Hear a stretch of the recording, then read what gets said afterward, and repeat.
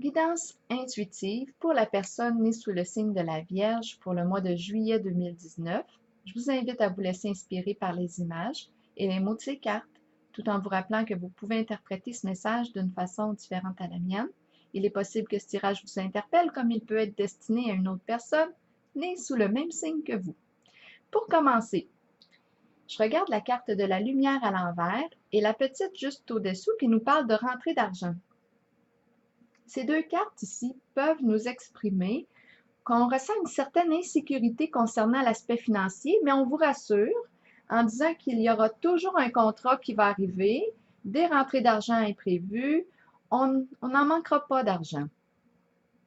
Je pourrais aussi interpréter ces deux cartes comme si il se présentait à vous un contrat qui semble être avantageux, mais on dit de bien vérifier avant de signer quoi que ce soit parce qu'il peut manquer certaines informations. Il se peut que ça ne rapporte pas autant que ça puisse le paraître. Il y a quelque chose de faux avec la carte de la lumière à l'envers.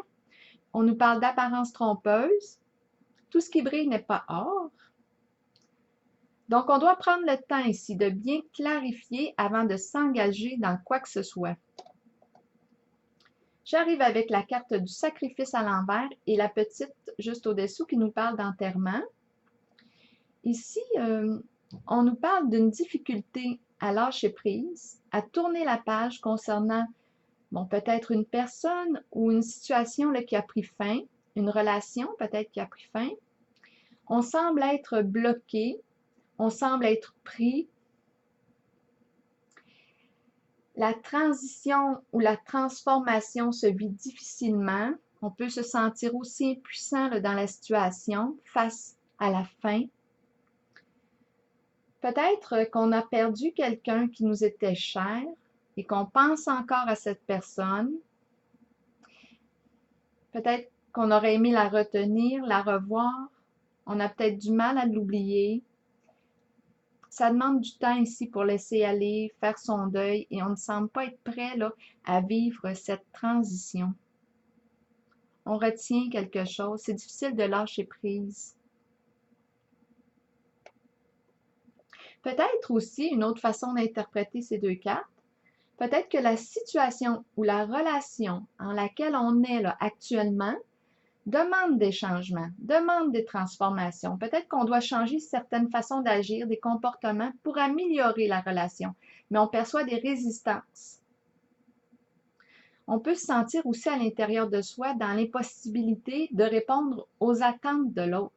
Peut-être que ce que la personne nous demande ne correspond pas tout à fait à notre différence, à ce qu'on est. Je perçois un sentiment d'impuissance et des résistances ici à changer, à se transformer. On dirait qu'on est bloqué. Peut-être aussi qu'on voudrait quitter la situation parce qu'elle ne nous convient plus, elle ne correspond plus à ce que l'on souhaite, mais on se sent incapable, donc on demeure dans la relation ou dans la situation. On pourrait croire avec la carte du sacrifice à l'envers qu'on subit cette situation, qu'on s'oublie aussi en celle-ci. Maintenant, la carte du pouvoir à l'envers et la petite qui nous parle du succès en amour, bien ici, on parle de lutte. On parle de lutte, de combat vécu à l'intérieur de soi. On dirait qu'on est en train de s'épuiser dans cette relation, dans ce lien. On dit ici que pour obtenir le succès avec la petite carte, ensemble dans la barque, bien, ça va demander ici de trouver des moyens là, pour dépasser là, ce qui crée ces tensions là, dans le couple, dans la relation, pour retrouver l'harmonie, si c'est ce que vous souhaitez. Parce qu'on perçoit vraiment une énergie de combat, on combat à l'intérieur de soi. Il y a quelque chose qui semble être en désaccord, il y a une lutte intérieure qui est vécue en la relation.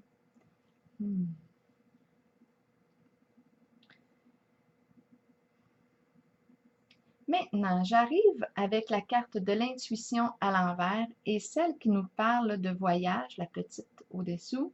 Ici, j'ai eu l'impression qu'on pensait à quitter une situation, peut-être la relation, mais on n'en parle pas. On a nos petits secrets. On pense peut-être à s'orienter vers un nouveau but, peut-être vers une nouvelle relation, mais on garde ça caché en soi. Mais avec la carte de l'éveil, la numéro 1, et la carte du mariage, j'ai bien l'impression ici qu'on a décidé de faire un changement et je perçois le début d'une relation. La carte du mariage nous parle d'une relation de couple, peut-être d'amitié, mais elle nous parle d'une relation stable, de cohabitation. Elle peut aussi nous dire qu'on va rencontrer quelqu'un. En tout cas, on est prêt ici à vivre ce changement avec la carte de l'éveil, la numéro 1.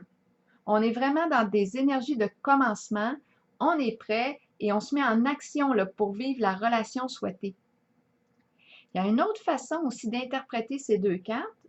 Je me suis dit que si vous étiez déjà dans une relation actuellement, bien c'est possible ici qu'après des prises de conscience, qu'on aurait décidé de recommencer ensemble.